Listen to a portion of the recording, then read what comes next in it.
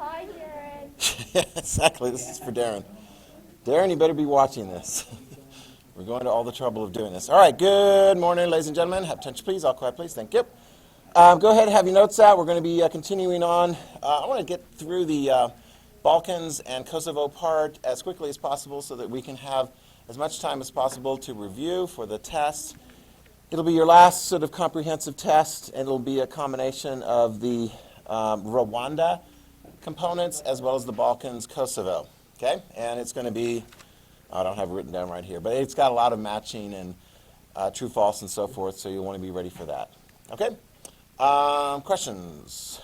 Okay, I got the last two people coming in at lunch for the last test, and then we'll get that passed back to you, I think, then on Wednesday of next week? Yes. Yes.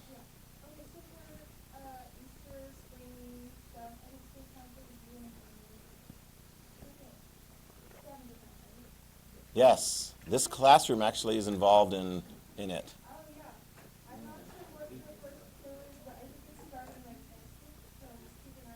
I thought that some of the juniors are actually gotten started on it already.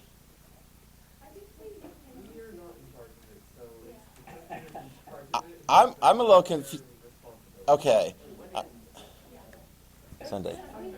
Yeah. So anyway, if you can find out the rules on that. I think they're supposed to start in the lost and found, and there's 3 clues in here, but I'm not exactly sure. I mean, I'm hosting in a sense because my walls seem to disguise, although it isn't that hard. If you guys know my walls very well, you can find 3 numbers on little pieces of white paper about eye level where you are right now. So anyway, apparently those are part of the scavenger hunt. And I guess whoever one person is, Jacob, per class, gets a free coffee, which goes along very well with pastries. Oh, by the way, on behalf of all of you, Landon, thank you very much. Thank you. Yes, very kind.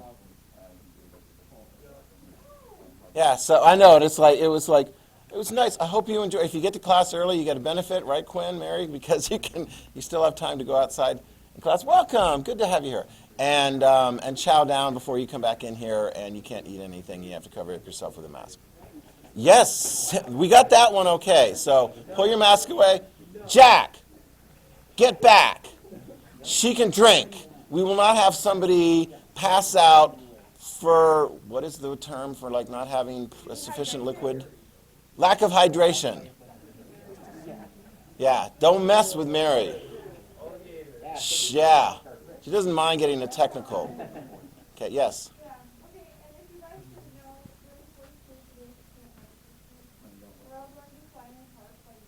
Because that's normally TOK. Which part of Kleiner Park? It's a big park. The part with the grass? That's helpful. Okay, by the playground. Got it. That's good. Yeah, I haven't been there for a while because I haven't played Pokemon Go there for quite a while. It's all right. It was a good nest occasionally for various. Hey, don't mock me. Just because you guys don't keep playing the games that you started, someday you'll get old and nostalgic and you'll look back and go, I'm just going to keep playing something that I enjoyed when I was younger. Yeah. Yeah, there's going to be a new Pikmin Niantic game, too. Whatever. Let's stand for the pledge. Okay, ready? Begin. I pledge allegiance to the flag of the United States of America and to the republic for which it stands, one nation, under God, indivisible, with liberty and justice for all. No other announcements? We're good to go? All right, let's do this. Okay.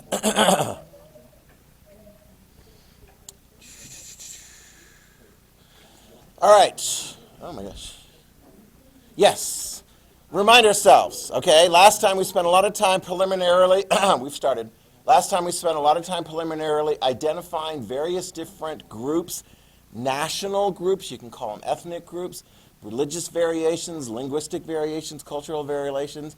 Although actually probably the thing that most of them have in common, besides living pretty much in the same neighborhood there in the Balkans, is a lot of similarity as far as language.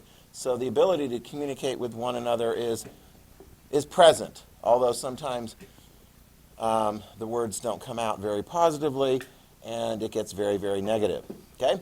On the eve of World War I, let's remind ourselves of the various different groups, who was in control of the various different groups. The Serbs had control of their country, Serbia. Montenegrins and so forth, they're ultimately going to be coming under the control of Serbia. And then you have the Macedonians here. The Ottoman Empire ultimately recedes. This is, I think, by 1913. Shh. Are you guys? Ashton, we've already started. Thank you. The Bosnians, the Bosniaks, and Serbs who were living in that area, Bosnian Serbs, you can refer to them and so forth, they're under the control of Austria, as are Slovenes and Croats. Got all that? Okay, so which group is pushing probably the most by June of 28th, 1914, to get more folks in under their control?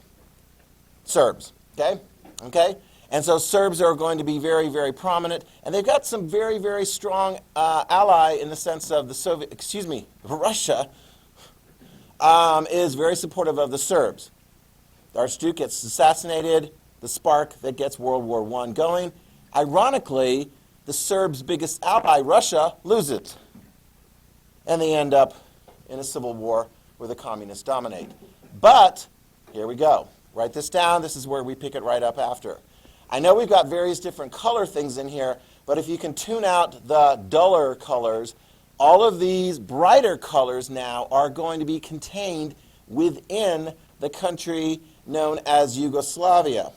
Although, initially, it is going to be referred to as the Kingdom of Serbs, Croats, and Slovenes, which is pretty big, but the reality is, if you're going to start identifying all the different national groups within that kingdom, you need a longer name, because it's not just Serbs, Croats, and Slovenes. So they came up with a much more efficient name, Yugoslavia. Write it down. Yugoslavia, capital in Belgrade. You're going to need to know some specific cities. Belgrade is located in Serbia. It was the capital of Serbia. Now it's the capital of Yugoslavia, Belgrade. And I would say I think that's probably one of the the largest populated areas within the entire area, but nevertheless in the Serbian part. Okay? So, land of southern Slavs. The official name of Yugoslavia comes in 1929. Okay? So, obviously, the Serbs were able to pick up pretty much all that territory from Austria. I'll double back here. So they got the Croat territory, the Slovene territory, and the Bosnian territory. That's tucked in now into Yugoslavia. Yeah, okay. Macedonia, Montenegro, Kosovo, Serbia, all of those now together. And there, if you're thinking like this area right up here, this is also part of, double back on that one. That's always, anyway, we got Yugoslavia. Okay? So, after World War I, okay, so with the Treaty of Versailles and so forth, you're going to have the kingdom of the Serbs, Croats, Slovenes. So that's 1919. And then the name change comes in 1929. So we'll call it Yugoslavia. How long is it going to be Yugoslavia? Until it starts breaking apart in the 1990s. Okay? Is there still a Yugoslavia today? No. I'm sorry, was there a question? Yeah. Raise your hand if you got a question. Yes. 1929. Okay? Although, in truth, 1919. It just had a different name. Does that make sense? Okay? All right, you ready? Okay. Now, let me see. Are there going to be any other like big calamitous events that are going to affect the people living in here? How about World War II? When does World War II begin? In Europe. Oh my gosh, you got to know those things like bam, bam, bam, bam, bam. Yes. World War I begins 1914. When does World War II begin? 1939. Okay, 1939. Okay, and we think of World War II beginning like with Germany attacking Poland. Of course, the Soviets attacked Poland and so forth. Sucks to be the Poles. But who has got their eyes on Yugoslavia? Italy. Write that down. Italy. And Italy, yeah, it's like were the Italians very effective in World War II? I'm actually doing that unit right now with the 11th graders, and they're like, man, they messed things up quite a bit. They can't beat the British effectively in North Africa, and how are they going to do when they take Albania, which they do by 1939, and they use that as a launching off point to attack not only Greece, won't spend much time talking about that, but Yugoslavia. And they will attack Yugoslavia in April 1941. Italy attacks Yugoslavia in April of 1941 and doesn't do a very effective job at conquering Yugoslavia. Who is going, April 1941. Okay, Italy attacks. Mary, do you remember who finishes the job of conquering Yugoslavia on the behalf of their Italian allies?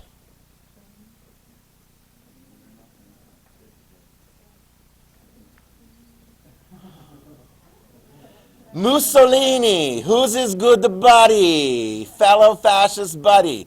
Hitler, who is the more effective partner in that axis. I shouldn't use ally because that's actually confusing, because ally is the word that's used to describe Britain, France until they get kicked out in 1940, and then ultimately the United States and, of course, the Soviet Union. The axis. In Europe, the key axis partners are Germany and Italy. Write it down. Germany is going to finish the job. Okay? Germany is going to send in its troops, finish the job in Greece, finish the job in Yugoslavia. And Germany is going to be predominantly in charge of administering Yugoslavia. Why were they so keen on having Yugoslavia come under their control? Because then they wouldn't have to worry about their flank. Because their primary objective in World War II, you guys remember this? What was the primary objective? Besides beating France, which they did much quicker than they thought was going to take place. What was the primary objective? No? I mean, they bombed Britain, but they're like, hey, Britain, we're just going to kind of keep you at the side.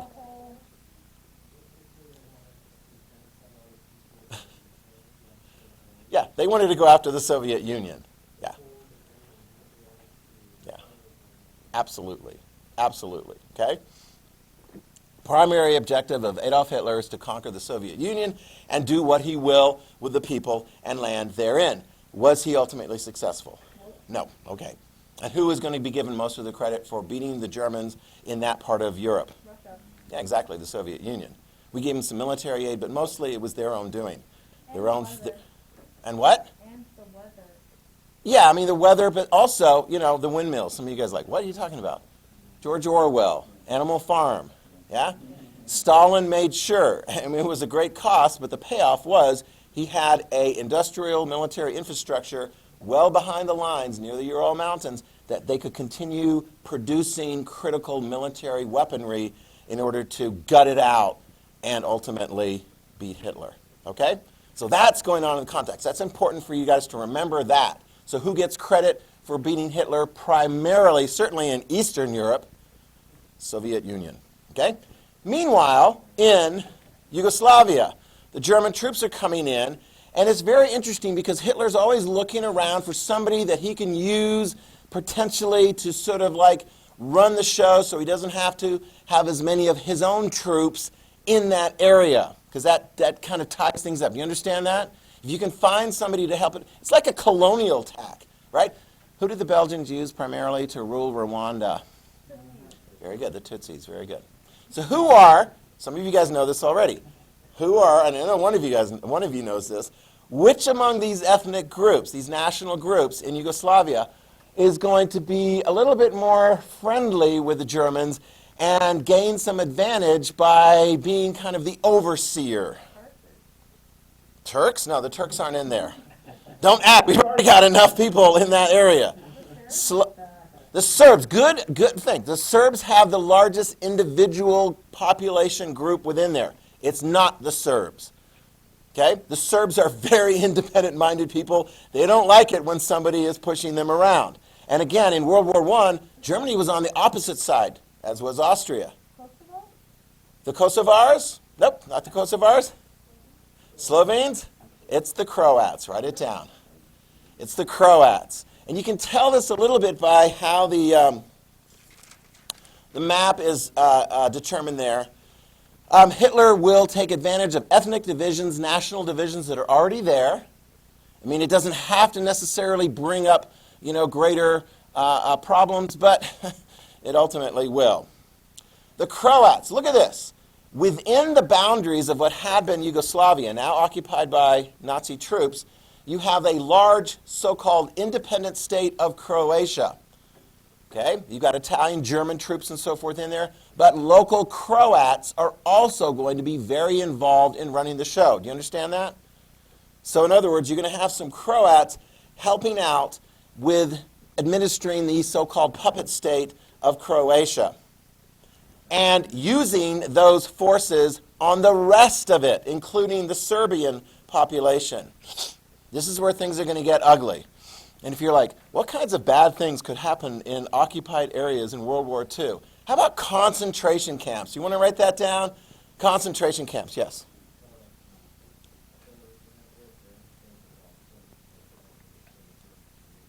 Yeah, and typically that would be like areas like the Serbs. The Serbs probably more than any of the others, although others, not so much the Croats, are also going to be involved in resistance and forming up partisan groups in order to fight off and resist against the German occupation. Trust me, write this down. There will be resistance. And in fact, I'll tell you this already. Who is going to liberate Yugoslavia from the clutches of the German and Italian forces? The Yugoslav people. And I'll give you more specifics as far as that. This is like one of the only areas in Europe. I mean, who liberates France? United States, Britain, Canada. Who liberates Denmark? United States, Britain, Canada. Who liberates Yugoslavia? Their own people. But not the Croats so much, because the Croats, for the most part, were working hand in hand with the Germans. In fact, I'm going to write down a word for you. Ready? Write this down. USTASA. Write it down. USTASA. I know it's not in the handout. Yeah, USTASA. Those are Croat fascists. So you got Nazis in Germany. You got the Ustasa in Croatia. Thank you. Ustasa. Okay. And these are guys who are going to organize, let me see, concentration camps. They will establish near Zagreb, which is actually in Croatia, Zagreb.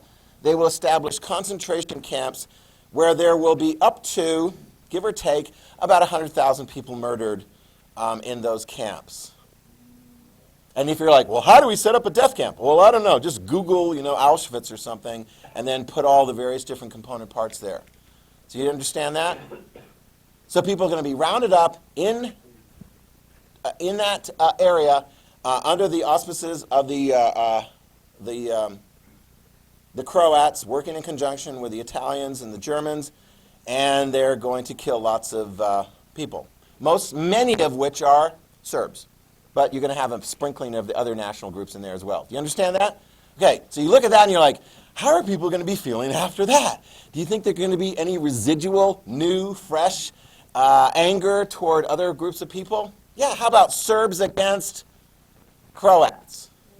Okay, so that's going to be one of those things that World War II does not help because after the war is over, it's not going to be pretty. Okay, there's your death camps. Death camps for Serbs and others, that is going to be run by the Ustaša, Croat fascists. Got it? Who is going to lead the resistance? Do you know how to pronounce that one? Want to give it a shot? Josip Broz. We'll just call him Tito. I can pronounce that very well. Tito. Okay, here is Tito on the left. Tito, all right? Here's the deal about Tito. Tito's fascinating. Write this down. First thing you need to know about Tito is, guys, please. The first thing you need to know about Tito is he is not motivated by national or ethnic ideals, okay? He's actually mixed heritage. He's half Croat and half Slovene, okay? He's not interested in pushing forward a nationalist agenda. And the only nationalism that he thinks of is Yugoslavia, a combined national. So it'd be like, yeah, I mean, he wants Yugoslavia to be everyone either get along with each other or at least stop fighting. Here's what you need to know about him. He is a leader of a very effective partisan resistance group. I told you, their military, with some aid from the outside, but essentially all the fighting that is done within Yugoslavia to kick out the Germans is done by a mixture of Yugoslav people. Okay? Mostly Serbs. The Croats aren't quite as involved because, they're kind of on the German side. Very effective. By early 1945, they will have liberated Yugoslavia. Write that down. Without the support of Soviet troops. Understand that.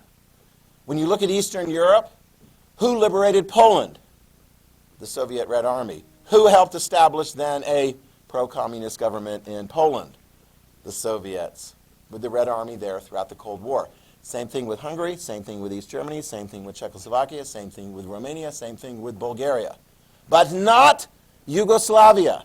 And I want you to write this down too. And Tito is a communist. Write that down too. He's a communist. Just like Stalin's a communist. Just like Mao's going to be a communist. But he doesn't have the Red Army in that country, so when they kick the Germans, Italians, and so forth out, he is going to establish a government. You got that? And he will be the communist dictator of Yugoslavia until he dies in May of 1980. Ashton.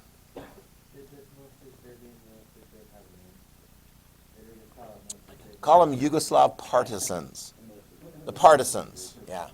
So think of partisans as being like a homegrown military group, Okay? He will rule, let me throw this out to you. He's going to rule Yugoslavia initially as an ally of the Soviet Union, but it's not going to last for very long. Write this down. By 1948, he is going to officially break with Stalin. So Stalin's like, you can't break with me. I am the communist. I am the communist. You can't do that. And Tito's like, I'm going to go, you can write this down, a middle way. Even though his country is going to be communist, it's going to be non-aligned during the Cold War. Some of you guys may recall when we covered this in our Cold War unit, Yugoslavia was always kind of a little different. They tried to sort of play it a little bit both ways. Stalin hated that. He would send various different assassins to take out Tito. None of them did. In fact, Tito taunted him. He trolled him. He was basically like, look, if I wanted to kill you, I would. But your assassins are all failures. I don't think he actually probably would have been able to take out an assassination attempt of Stalin. But nevertheless, he survived. Okay? Yeah. 1948. Yeah. So there will be that kind of a tension thing. Yugoslavia, it's communist, but, in America we call them like the cool communists.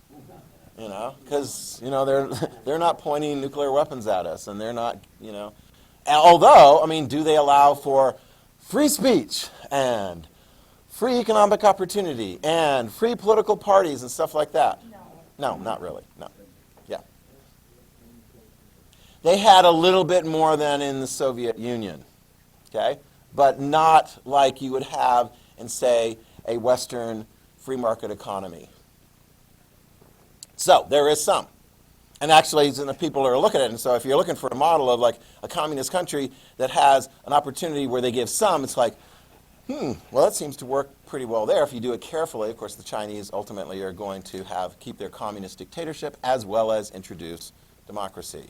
As long as they cross the river carefully by feeling the stones and don't care what the color of the cat is. You're like, what?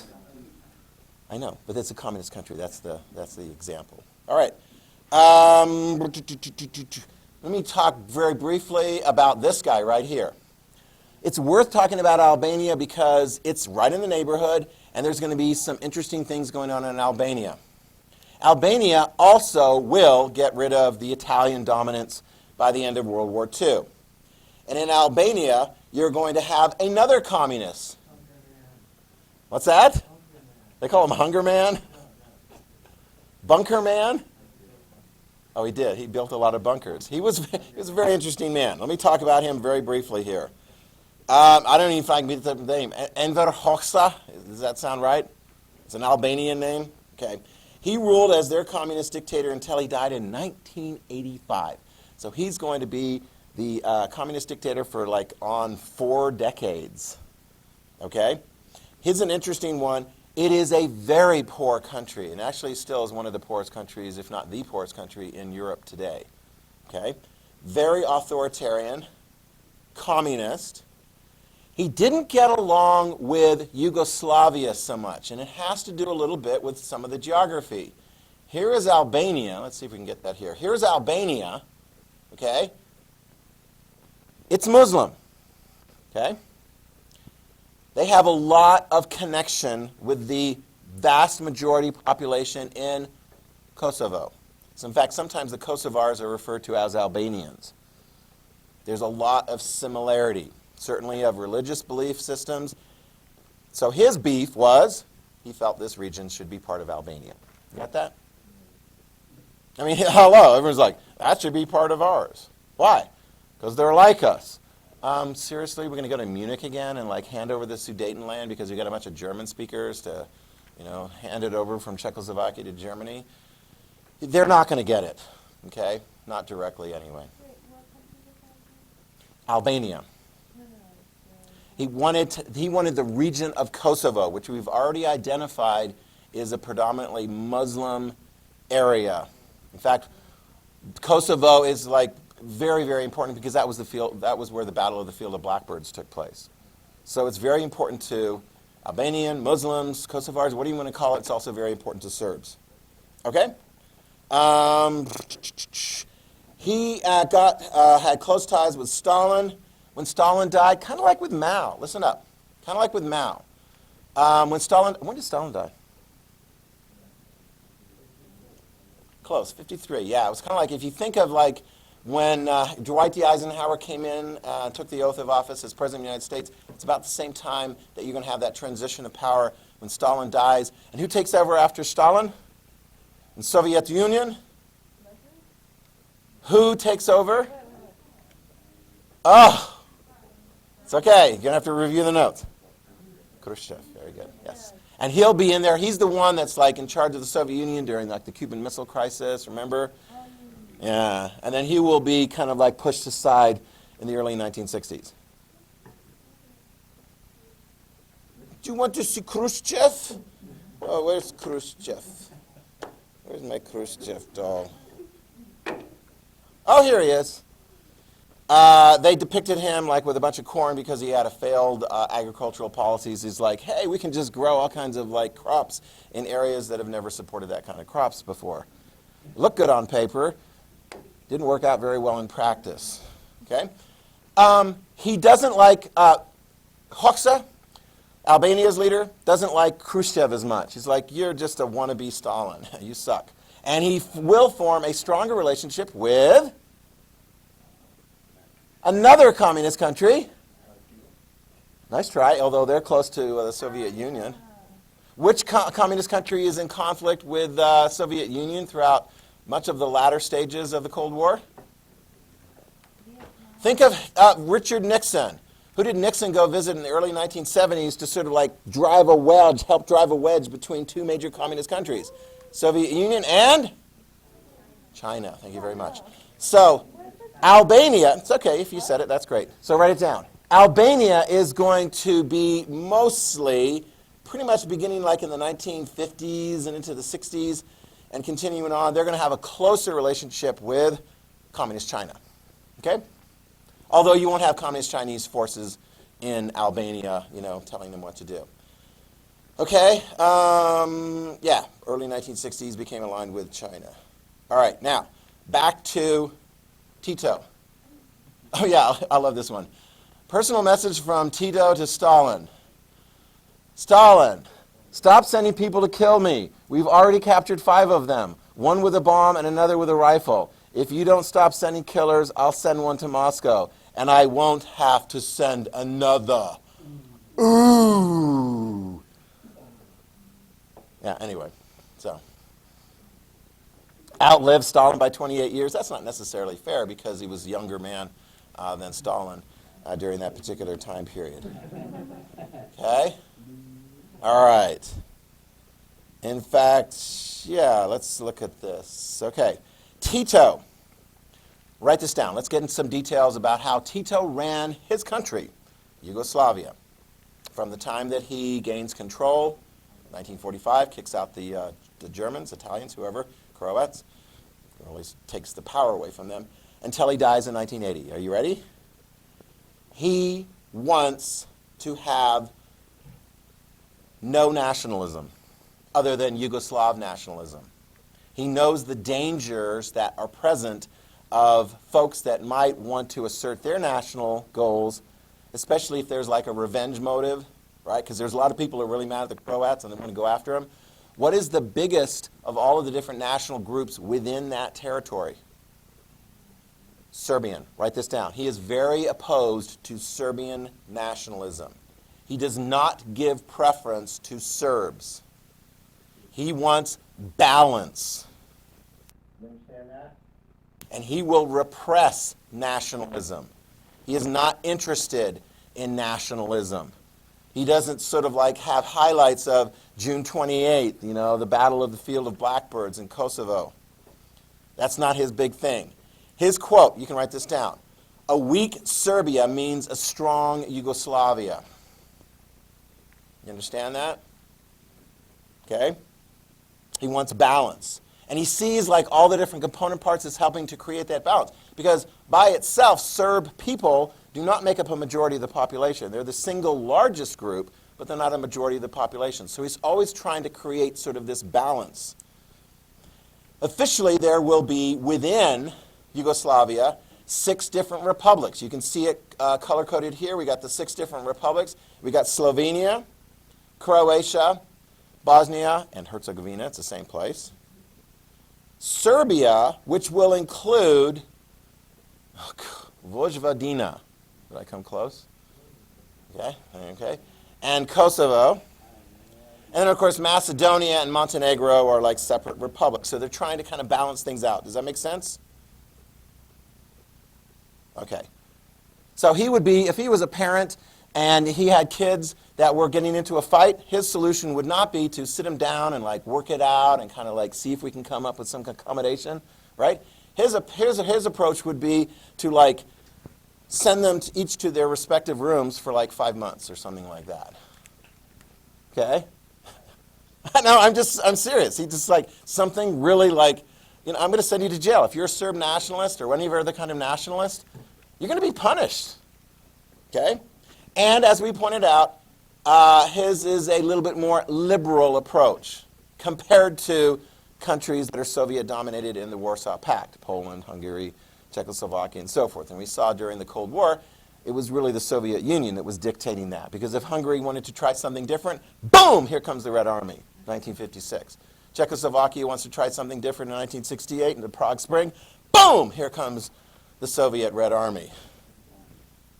Can Tito try something a little bit different in his country? Yeah, he's in charge of it. Okay? But if you try and do like a homegrown Serb nationalist or any kind of thing, boom, he's going to come down on you like a ton of bricks. Now, let's tell you though, because it is percolating. In the midst of his rule, it's percolating. Let me give you some examples. And one of the examples takes place in Kosovo. Ready? Write this down. 1968. In Kosovo. And I'm going to give you the name of a city in Kosovo, because this is going to be the most important city in Kosovo. It's called Pristina. I think I've got that written down there, right? I hope so. Pristina. Nope. Anyway, Pristina. Pristina. It's the provincial capital within Kosovo, which of course is contained within the Serbian Republic, within the Yugoslav. Students. Oh, wow. Students, imagine that. Students don't like what's going on. They wanted to have lessons taught in the Albanian language, which was the language that they were most familiar with. You got that? So they want the Albanian language to be the lesson, the language of instruction at their university. So they protest for that. They also protest for Kosovo to be carved out and created as a seventh republic within Yugoslavia. And they begin flying, let me see if I can find it here. They begin flying the two-headed eagle flag, here we go. That is the official flag of Albania. So they're using that as a symbol of their Albanian attraction, the black two-headed eagle on the red background. Okay? So, how's that going to go as far as Tito? Is he going to be like, well, let me just sit down and talk to you guys. That sounds good. I'm so glad you're advocating for yourself. No, they're going to crack down on it. Okay? And I mean, Tito's going to be fairly effective during his lifetime. But what's going to happen when he's gone? 1980. May. Tito's dead. There's still Yugoslavia. What's going to happen? What's going to happen? National goals that exist are going to start percolating up, and it's going to turn into a full fire within the next 10, 15 years. Let me tell you how this plays out. Yugoslavia, after Tito is gone, will unravel. There is not enough. You can't force people to be in the same country if they ultimately don't want to. And you don't have a military that's capable of forcing them into the same country, especially if the world starts coming and paying attention. The crisis, ironically, will begin in Kosovo. Write it down. Same college students. 1981. Pristina. College students. What are they upset about this time? Crappy cafeteria food. Seriously, write that down. I don't know, that sounds like a good reason for a protest if you're attending university and you pay money for a room and board plan and they serve food that's really terrible. That's part of it, low quality food in the cafeteria at the university. Oh, but then there's some other things too. High unemployment, I mean, that's actually a big issue. I mean, it's always a problem with young people if there's like no jobs. You put a lot of time, effort, maybe even money, take out loans. I'm sure that won't happen to you, I hope. By the time you finish your education and you're like, I'm going to start paying off my loans with a good paying job, and I'll take out a loan, another loan for like a house and a car, and there's no jobs? What?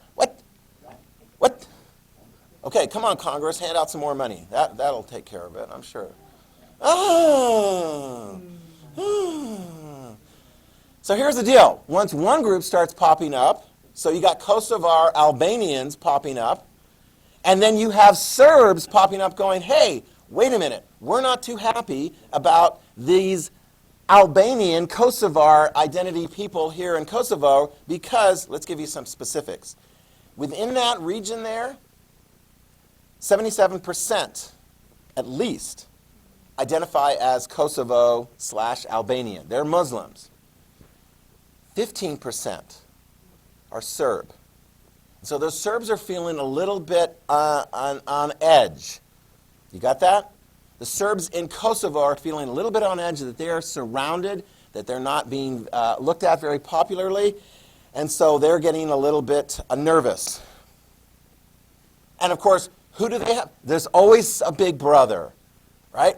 1914, Serbia had the big brother Russia. Who do the Serbs in Kosovo have as their big brother, not too far away? Serbs in Serbia. And there's a lot of them. Do they care about what's going on in Kosovo? To the small number of Serb people in Kosovo?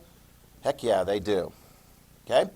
And who cares the most? I don't want to say who cares the most, but who makes it? Oh yeah, there's the Albanian flag. Sorry, I should have put that one up earlier. And we got Tito. Oh yeah, we got Tito already. Sorry, we do these out of order.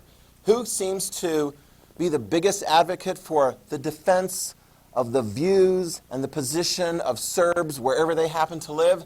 Let's introduce you now to Slobodan Milosevic.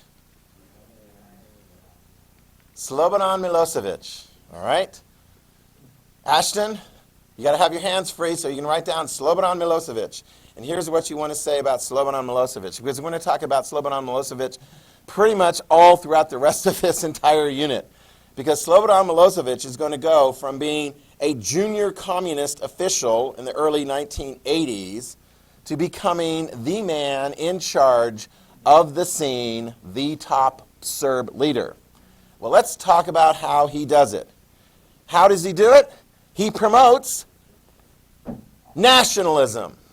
Not Yugoslav nationalism, but Serb nationalism. That the Serbs are needing to be strong in their identification of their Serb components and their history and their rights, that the Serbs need to look out for one another, especially where Serbs are living in and amongst people who are not Serbs, whether they're Kosovars or Croatian or Bosnians or whatever. April 1987, he gives a speech. Field of Blackbirds. Serb protesters from all over, because you don't have to go that far to get to the Field of Blackbirds. I mean, local Serbs will get there, but you're going to have a ton of other Serbs coming to that big, huge rally. And his message is quite clear. You ready?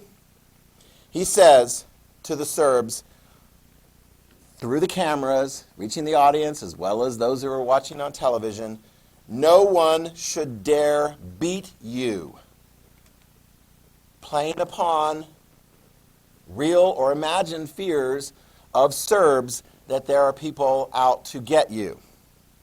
And so what is the answer? Strong Serb national goals. What does he have in mind? Political power. He goes from being a junior official to December 1987, the Serb Republic president resigns and Milosevic takes over. So you're like, okay, so now we've got by December of 1987, Milosevic is the leader of the Serb Republic, again, within this whole Yugoslav thing. Now, when you talk about the whole Yugoslav thing, and Tito was in charge, he was in charge. But as we'll see as you get to the late 80s and into the 90s, they're going to start looking at each other like, really? Do we really want to be part of the same country? Because this guy over here, I don't know if I really want Slobodan Milosevic to be part of my same team. Can we just break this team up? So as we get into the 1990s, we're going to see the break apart of the Serbs. Okay? Milosevic, as I pointed out, outmaneuvered his opponents. He gained absolute total control of Serbia as well as Montenegro. And of course, these areas within the Serb Republic, Vojvodina and Kosovo. So he's created this very strong bulwark that he is the power in. Do you understand that? So he's in a very strong position now going into the early 1990s. I don't have a picture for it, but I'll give you the date. And actually, this picture works pretty well. Here we go. He's going to give another speech at the same location. Seems like a good location. It's got a big field. It's got a lot of importance. Livy, why is that important? Why is the Field of Blackbirds important to Serbs? What happened there a long, long time ago? The Serbs fought. Exactly. The Battle of the Field of Blackbirds. Do you remember who the Serbs fought against? I mean, this is a long time ago. This is the 1300s. The Turks. Very, very good. Did the Serbs win? No. No. No. And so, which battles do you remember? The ones you win? Sometimes you remember the ones you lost. Okay? So here we go. Ashton, you're in charge. It's 1989. Slobodan Milosevic wants to give another big, huge, he likes those big rallies. He likes big rallies where you can get lots of people there cheering it on and talking about how great Serbia is and so forth. He wants to pick a day where a lot of people can come and it's sunny and warm and they're going to be just like really jazzed up. Identify, Ashton. What date in 1989 is he going to have a massive rally? Oh, 1989, that is the 600th anniversary year of the Battle of the Field of Blackbirds? It is June 28th. Write that down. On the 600th anniversary of the Battle of the Field of Blackbirds, he lets loose a stem winder. I mean, it is like, we got to do this. We're going to do this, we're going to do this, we're going to do this. This is in 1989. In America, what are we paying attention to in 1989? Are we paying attention to what's going on in Yugoslavia and so forth? No, we're looking at like what's going on in China. Tiananmen Square is going on there. And of course, we've got the situation ultimately it's going to lead to the fall of the Berlin Wall in 1989. So write that down. Not much attention in the West. What ultimately is going to take place in Yugoslavia is going to be a bit of a surprise in the West because you know how it is. You only have so much attention. And your attention span can only contain so much. And even if you're into following political news and worldwide news and so forth, really, honestly, how much can you actually get? And if you rely on like typical American news media sources, you're not going to get that much. It's going to be like, are they still seriously talking about some of the same stuff as before? So the American news media and the American population was not really aware of that. But write this down. The people of Yugoslavia, Croats, Slovenes, Bosniaks, etc., Serbs, and so forth, they're very aware of what is taking place. And they're looking around and going, Tito's gone. He's been gone for like 9 years. There is no Tito II. There is no successor to Tito that is going to be able to hold this country together. And they don't like how Yugoslavia is starting to become, write this down, it looks like it's starting to become Serboslavia. That's what they would refer to it as, Serboslavia. They're afraid that the Serbs are taking more and more of a strong position, and they're pushing out other groups. Yeah, and which is going to help explain what happens next. You ready? 1990. Here we go. So within a year after this latest really big Serb nationalist speech, in 1990, the first piece is going to break away. The first part of Yugoslavia is going to break away. It's Slovenia. The Slovenes, right? Where are the Slovenes? Melody, where are the Slovenes geographically located in the north? Yeah. And who lives mostly in Slovenia? Slovenes, yeah. It's actually kind of interesting because it's fairly homogeneous. You're not going to have a bunch of Serbs living up there, not too many Croats really. The leader of that Slovene republic is going to leave. Write that down. They're just going to leave. They're going to walk out of the Yugoslav Party Congress and they're going to say, you know what? We're just going to go on our own. We're going to establish ourselves as an independent country. Write that down. Slovenia came first. There you go. Slovenia. White, blue, red. There's a lot of blue, red, white, and blue in a lot of the different flag things. And there you got kind of the mountainous region. Put this down about Slovenia. They're actually in a pretty decent spot. Economically, they're probably the most prosperous of the different republics. So when they leave, it's kind of like, hey, we're going to leave and we're going to take all of our advantages with us. And we don't have to have you to deal with anymore, you crazy family of ours, forced into a family. They're very homogeneous, as I pointed out. They're pretty much almost all Slovene. Okay?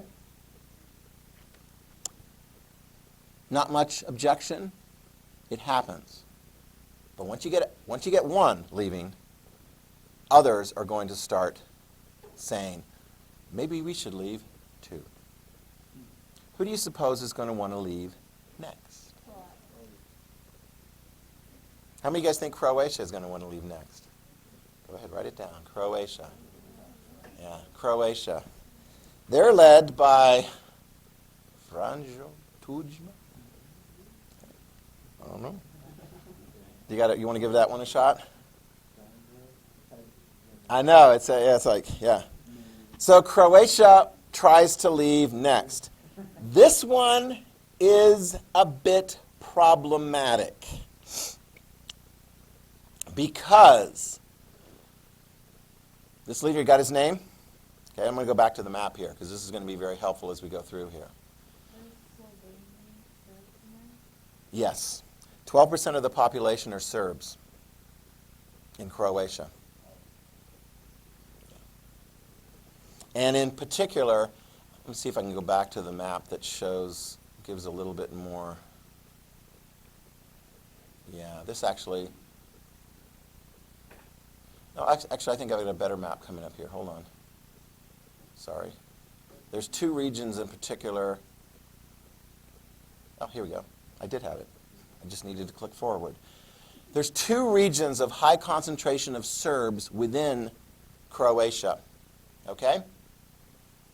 One of those regions is referred to as, I want to make sure I'm doing this right, Krajina, and the other is Vukovar. Okay, here's Vukovar, which is in the, I guess you could call it the easternmost part of Croatia. And that's a high concentration of Serbs within Croatia. And if I double back here, you can see they are on the paper. Vukovar and Krajina. Yep. Okay. Krajina and Vukovar and the Republic of Krajina. Okay, so let me spell those out for you. If you look at Krajina, Krajina actually is just located right next to Serbia. So they're in a good position there as far as like being close to the main base of Serb population. Krajina, that's going to be predominantly kind of along here, kind of along the border of Bosnia. Lots of Serbs there. So, to put it shortly, Croatia declares independence, and within moments, Krajina and Vukovar declare independence from Croatia. You're like, how small is this going to get? And my neighborhood declares independence from, it's like, what the heck? I mean, how much balkanization, how much fractioning is going to take place here? Now, of course, you're thinking, well, those are little tiny territories and so forth. Who is going to help that little 12% of the Serb population within Croatia? Because Croatia's like, no, you guys can't leave. It's exactly, write that down, the Serbians. Okay? Who is going to help the Serbians? Who believes very strongly in Serbian nationalism and wants Serbs to be able to live wherever they live in peace and security, or at least security, knowing that they're not going to be pushed out by their neighbors? Slobodan Milosevic. And Slobodan Milosevic means, what does he have besides an identity? Well, you know what? As it turns out, and this is a very important part, because there is an institution in Yugoslavia at that time, and Milosevic is going to gain more and more control over it. It's called the Yugoslav Army. Write that down. And it's mostly Serb. Not a surprise, since the Serb population is among the biggest, if not the biggest, it is the biggest of the population within there. And you're going to have increasing control of the Yugoslav Army and its assets, its military, its soldiers, its guns, and it's going to be brought to bear on behalf of Serbs, wherever they happen to be living. You got that? So now we're going to have fighting breaking out. Yeah, this gives you a little bit better of a sense of kind of what's going on here. So we got the Serb area, and this actually is very helpful. As we look at this, notice we're starting to not just talk about Croatia, which has got key Serb areas in the red there. Take a look at the map here, and this will help you. Vukovar and Krajina. Serbia, Serbs are controlling this. I think this is probably helpful to say the Serbs control it, although most of the population here in Kosovo is not Serb, but nevertheless, the Serbs have control of it. They've got control over the Serb area. They've got control over parts of Croatia, and they've got control over at least half of Bosnia, which has also got a significant number of Serbs living there. And who is their big advocate? Milosevic. Okay? So fighting breaks out. Here's the easy one. June 1991. The 10-Day War. Write that down. June 1991. The 10-Day War. I wonder where the 10-Day War is going to take place, because it's a pretty quick war. Slovenia. Slovenia fights the 10-Day War. Less than 100 people are killed ultimately in the 10-Day War. Slovenia will gain its independence, free from Yugoslavia. The Yugoslav forces are like, we're not going to hang on to this. So did Slovenia leave completely peacefully? No. Did it take long for them to get their independence? No. 10 days. Yeah, which is dominated by the Serbs. Okay? The fighting that is going to take place then throughout the early 90s, 1992 to 1995. Here we have it. We're going to refer to that as the main of the Balkan Wars. And the wars are going to take place predominantly in Bosnia. They will also take place in Croatia. Who is going to be on which side in this war between 1992 and 1995? Initially, you ready? Write this down. You've got 3 different groups. Serbs, Croats, and Bosniaks. Which of them is going to have the main advantage going in? Serbs, on the basis of a lot of population, but particularly on the basis of having the military, having the Yugoslav military that mostly under control. The Serbs are going to do quite well in the earlier phases of the war. Write that down. Ultimately, if you're the Bosniaks and you're getting beaten up by the Serbs, and you're the Croatians and you're having a hard time with the Serbs, what might you do? It's not that hard. Exactly. Write it down. Eventually, you'll have Bosniaks, Muslims in Bosnia, and Croats teaming up. And the world is going to start paying attention, because there's going to be a lot of genocide, and folks are going to look around and go, wow, what did we do in 1994 when there was genocide going on in Rwanda? Nothing. Jack squat. What are we going to do in 1994 and 1995 now that there's more genocide taking place here? Something happened. We're going to start doing some stuff. Will the United States actually get its military involved to try and accomplish something to stop the genocide? Mm-hmm. What do we have besides boots on the ground and soldiers running around? Boom, boom, boom. That's what's coming. We're going to be doing a lot of bombing. Yeah, go ahead.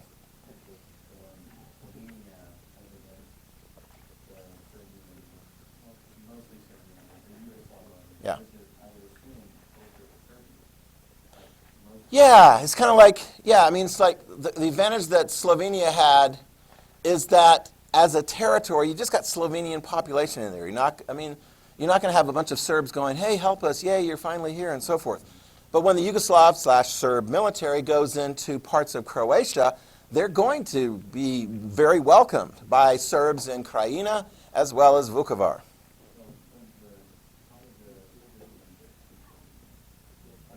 I don't know. I think there may have been some stationed there already. Again, the point is, it was 10 days. And within the 10 days, I don't know how much furious fighting was taking place in the 10 days. You had less than 100 people die to begin with. Okay? All right. Let's look here, because now we're talking about Bosnia. Probably, Bosnia is going to be the focal point for some of the worst fighting and the worst genocide taking place. They declare independence in February of 1992. Write this down. What the heck? Why not? Let's declare independence. And theirs is even more tenuous, whereas Croatia is made up of mostly Croatians.